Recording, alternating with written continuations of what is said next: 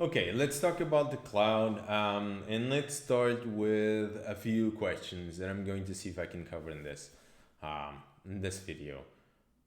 First, who the hell understands how those things are built? And in build, I mean billing from charge. Because how can you charge something by the hour? How do you come up with that? It's like by the virtual CPU. Who actually? How are you able to verifying the charge that you're getting? Because if you have a meter, let's say you have a meter of water in your house, like it's probably going to be all worldwide, this sort of thing. If you have a suspicion that you've been overbilled, um, and the billing's not correct, you can take that thing, um, take it into an engineering department, a certified engineering department, where it's going to basically measure that device and see if it's measuring correctly. And if it's not, then haha, this is tampered with, and I'm being overcharged. And you can basically go after that if you really wanted to, and find out what's that. You don't have that in the cloud, but on the other hand, you're actually charged by the hour. So how does that happen? And also, this happened to me in the past, and recently we've been going through a few migrations ourselves, where I work for our trainings, and things, and I'm starting to have even more questions that I had initially. Um, First, nobody really understands how those things are built because it's basically a huge surprise. It's like buying a lottery ticket. Um, and then you have no way of verifying how those calculations are going to be made. I had a free tier once in a provider, where I made the setup in 2 days. Started the setup, and shut down the instance, and then on the next day I picked that up and finished, and left it running like for 3 days or so, probably less. I was testing an OB server, DNS server that I was working on. So it was just DNS. And I got billed like about $75, 75 euros, or something like that. And after putting it down, I paid almost half of it for storage, and then I removed it, and then I paid maintenance something.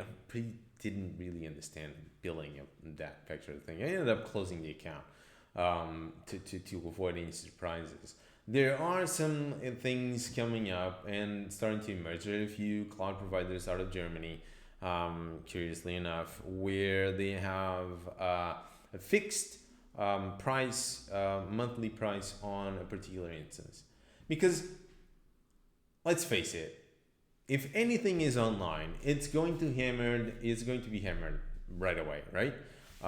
By crawlers and users and everything in between. So having this idea that you will have a machine online idle is like going into the forest and expecting to find Humpty Dumpty. That is not going to happen. So I that sounds weird. Now, because of this, there are a lot of companies that are not enjoying this surprise. Because surprise, surprise, um, people don't like to pay a lot for things. Now, it is true that you save um, a lot of stress, mostly around managing um, the purchase of hardware. Actually, it was something that was basically a chain bulk cash that was thrown in one chunk. Now I'm hearing a lot of horror stories, and I'm considering whatever or not is actually cheaper. In some cases, it might be useful. So if I want to start on a positive note on that, we might talk about software as a service, which is actually a good idea in a sense, because if you build the architecture for a software and you choose the initial version of features that go on the first version, um, then you start to sell, right? And while that's going, you will eventually start working on the next features. And once you do a number of sales, there will be undisclosed or untested bugs that will emerge. Hopefully, not as bad as CrowdStrike, because that one was completely untested. But um, but but there will be. It's expected to be. It's basically how software is built over the years. As careful as you can go, as memory safe as you can go. That's another big word being thrown around. And in between that time, there will be a period where the sales will eventually lie a bit dormant, if not stopped. Um, and until you have the next version, you will have to deploy fixes, and you need to work on the next version, which basically leads into juniors will do the fixes and the seniors will do the new versions, which is one of the reasons why everyone says that software gets worse and worse as it continues to be maintained over time. That's the reason why.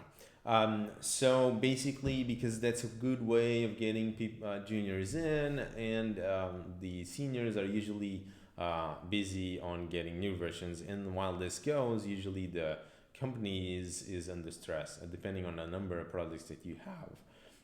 It will get into a bit of a stress because it has a lot of things a lot of expenses, and a little income.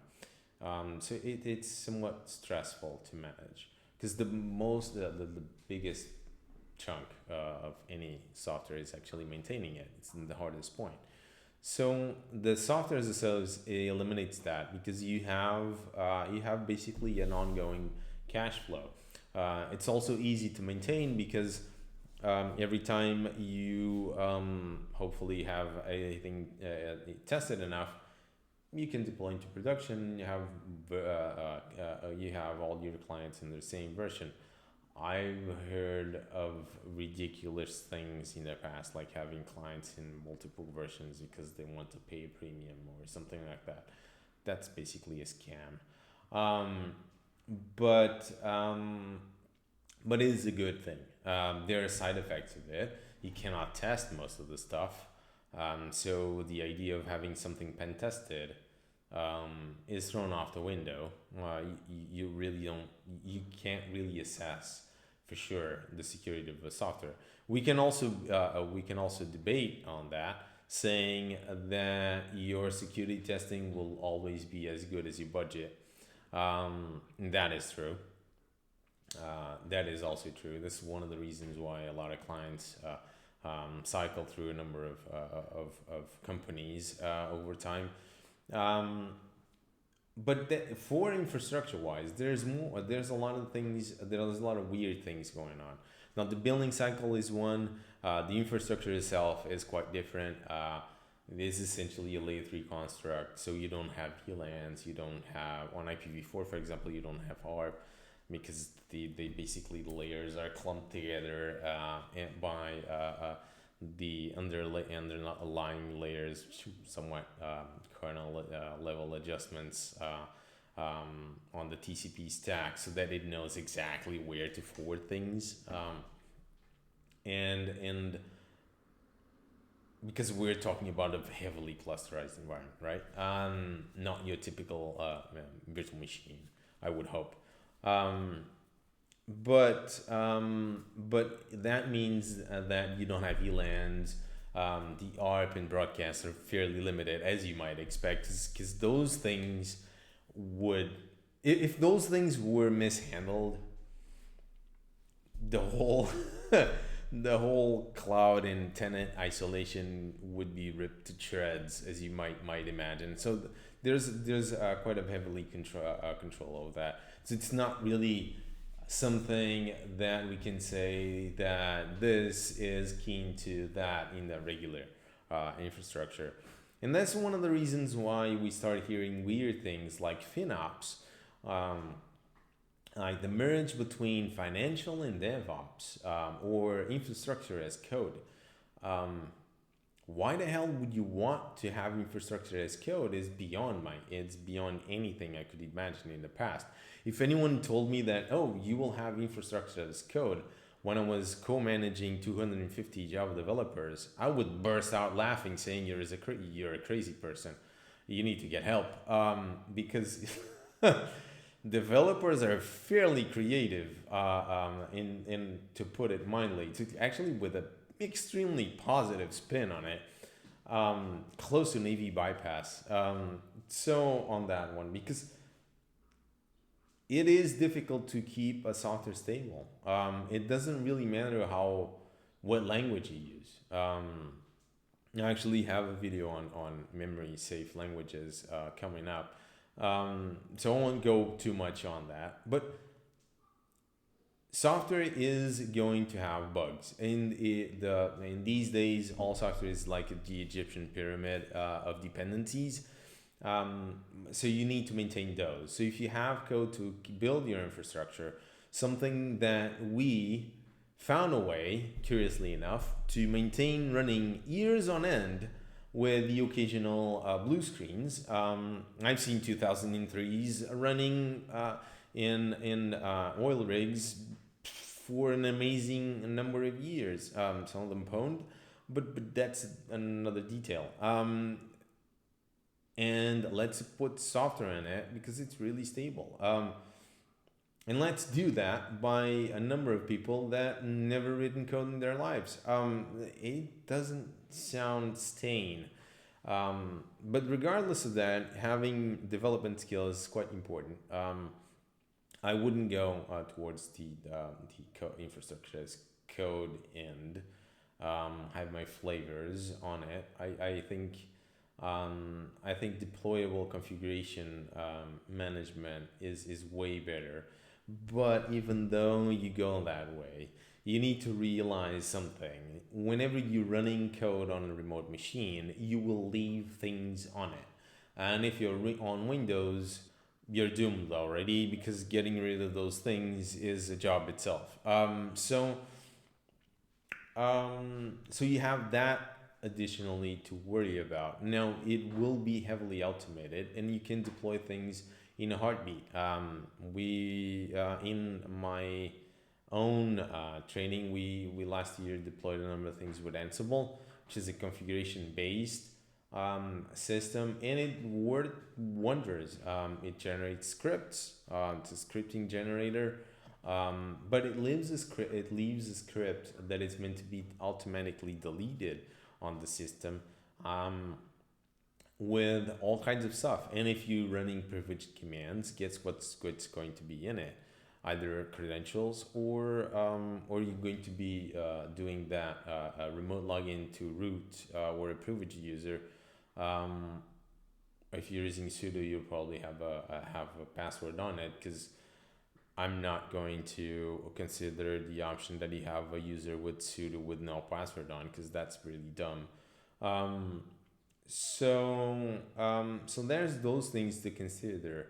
They're really not really easy to lay out, especially considering that these things might be made initially with an automation in mind and not really fully audited in the beginning. So and we're talking about configuration based and scripting generated, not fully code based APIs. If you have full code, then it means you will have dependencies that you need to update, or it will eventually need to be updated on top of the API's CLI toolkit. There is a balance already in there that will for sure eventually leads you into a few head scratching moments. So I wouldn't go there. But on top of everything that, since this is already a very good idea, we're putting financial on it because cloud is becoming too expensive, and and we need to put those people that tell us that we can actually develop on, in my time was a 4 gig laptop, a 4 gigs of RAM laptop. It's perfectly okay to develop on that. And in the end, we ended up developing with our own laptops on. These days are more fortunate, but in the old days, some consulting companies are pretty bad on that sense because they're basically cutting costs. That's the end of it. And we're bringing those into the table on top of DevOps. So you have a crunch time making something into a configuration based system, and on top of that you have someone saying you're expending too much on the cloud. And then how do I shrink this? Well, I'll turn things on and off as I need to. It doesn't sound right. Fortunately, there are a few providers that are changing a few things, namely on the bill cycle as well. Here, where I'm from, we're starting to have a bit of weird interactions with consulting companies. Like I call it the skill wars, because they say you have a platform on AWS, my developers can make your software, that software run with half of the usage that is currently being used, which will translate into a lighter bill in the end. And they're basically stealing resources from each other all the time, which is fun to watch because I'm not there anymore. And it's cool in that way, but weird because no one really, I never met anyone that really understands how those bills are made. Um, and that's off, right? When we're talking about the cloud and how safe it is, well, the security of it, we're going to have a few assumptions. We all seen a few cloud hacks, provider hacks in the past. Fortunately, not many, but we've seen a few. And we're starting to see something that was talked about in like at 2022 in Europe, about data silos, because the number of providers are just a handful, less than a handful. And the internet was made to be something distributed across the world. That's not true anymore. So we have basically the internet running on a number of data centers. So that's the rambling for this week. If you ask my ideas of it, the configuration base is cool. Something like Ansible seems pretty fun. I know a few clients that do an amazing job with it. You will need to get adjusted to a lot of the things. It also needs the team needs to know exactly how the systems operate, other than click here and click there, because you don't have that. But it is quite interesting to see.